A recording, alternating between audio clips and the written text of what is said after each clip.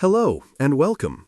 Today we're diving into the latest flashpoint in Sino-Japanese military tensions, the release of audio by Beijing, and the continuing dispute over radar use by Chinese carrier jets against Japanese fighter aircraft.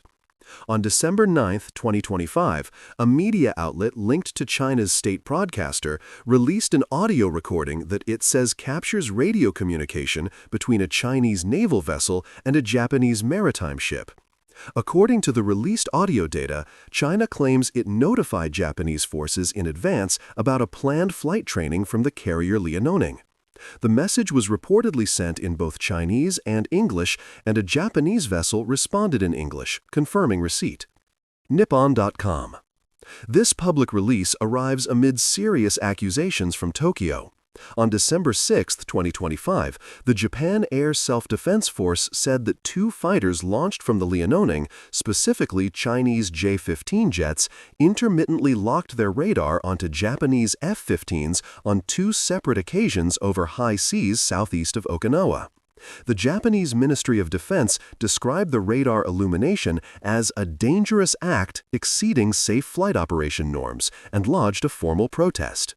According to the official Japanese account, the first radar illumination occurred between about 1632 and 1635 local time, the second between about 1837 and 1908.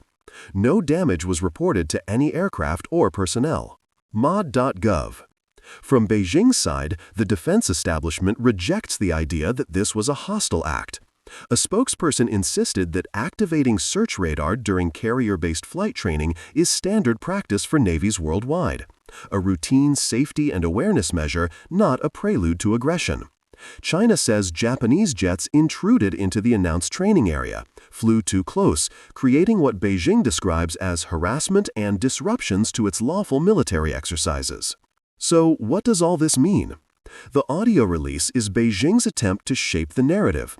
It wants the world to view the event not as reckless provocation, but as a legitimate, pre-notified training exercise. The claimed notification, radioed in both Chinese and English, serves as its proof that it had warned Japanese forces in advance. However, Tokyo disputes that the advance notice was sufficient or valid.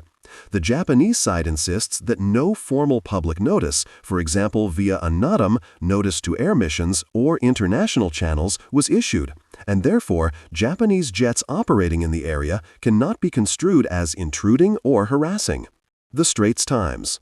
More importantly, the technical question: what kind of radar was used? The Chinese government calls it search radar, which passively or actively sweeps for objects in the atmosphere. But Japanese officials describe the action as radar illumination, a potentially hostile move implying fire control, not mere surveillance. Fire control radar lock-ons are widely considered highly escalatory because in many air combat doctrines they precede missile launch. In this ambiguous space, international waters, carrier-based drills, overlapping claims, and competing narratives, both sides are pushing their story. China frames it as a matter of legitimate military training, duly announced, and including standard radar usage. Japan sees a dangerous provocation, a test of resolve, and a violation of norms. But beyond semantics lies a broader strategic picture. This is not just about one incident.